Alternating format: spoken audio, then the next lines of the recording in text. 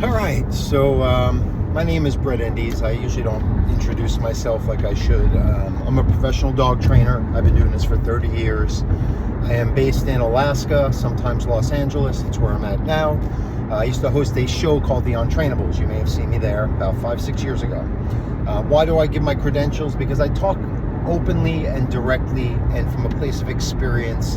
Why? Because this is what I've done. This is what I've devoted my entire life to. 8, 10, 12, 15 hours a day, nothing but dogs, training them, being around them, studying them, learning about them, interacting with owners. That's what I know on a very deep level.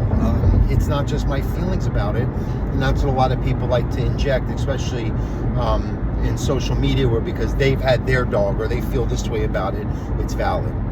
So that's why I qualify myself. And you can, if you don't believe it, go do some homework and dig around online. You'll see my social proof of it all.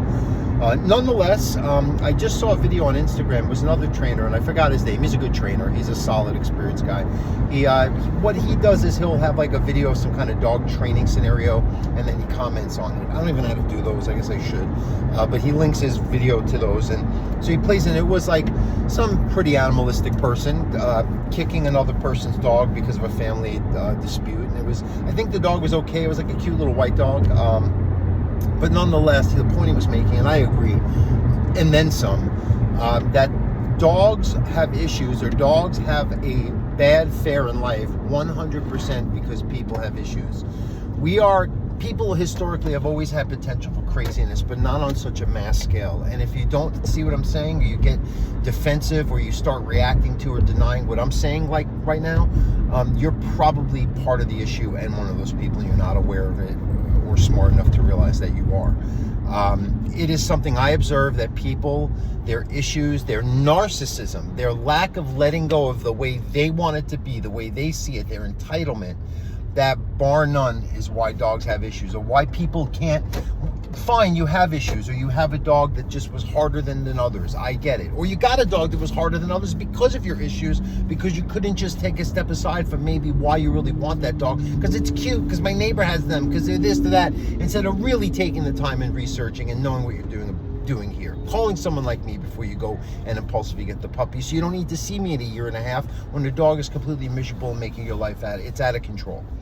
But yes, the people's lack of awareness and that's the anxiety is the least of it. If you're a good-hearted person, you have empathy, you're making effort, but you have anxiety, and you're not like worrying about like your anxiety and you're handling directly, but like your anxiety in your human life around your dog, that they're led and taught to make calm choices, and you've been consistent, and they get their needs met on every level, they're not going to feed into it. But if you're just indulging towards the dog, what you need out of the dog, the way you train is how your perception, well, we don't want to use a collar. Who's we? You and the narcissist voice in your head? Because that's the only reason why people decide to see something other than how the majority, thankfully, people see rationally and say, oh yeah, my dogs, they bite each other. I see you, and again, I have a track record. I wouldn't be doing this for as long as I have if I was out there trying to torture dogs, or anything I recommended was bad for them.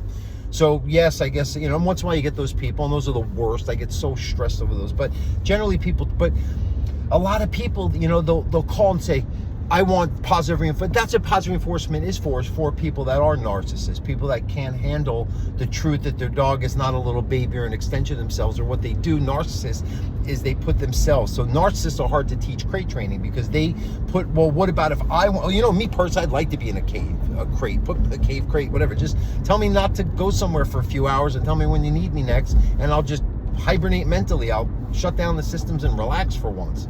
That's what the dogs need to feel. And that's why if you don't like a crate because you're projecting yourself onto it, usually you have some kind of narcissism. You're seeing yourself outside of yourself into something else, and you want it all to be the way you want it to be, or the way you believe it should be. It's a real tough case when I get those. And in LA, it's not uncommon, let's say that.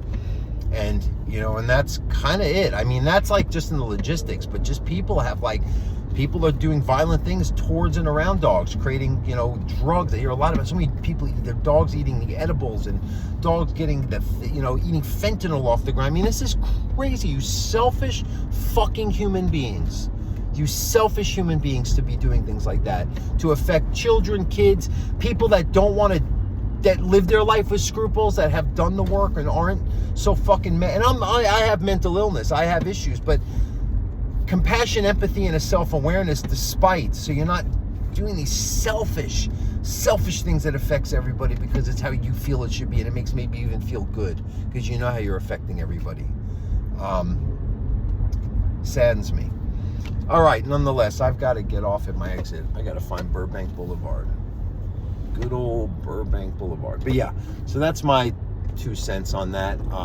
Don't forget to subscribe.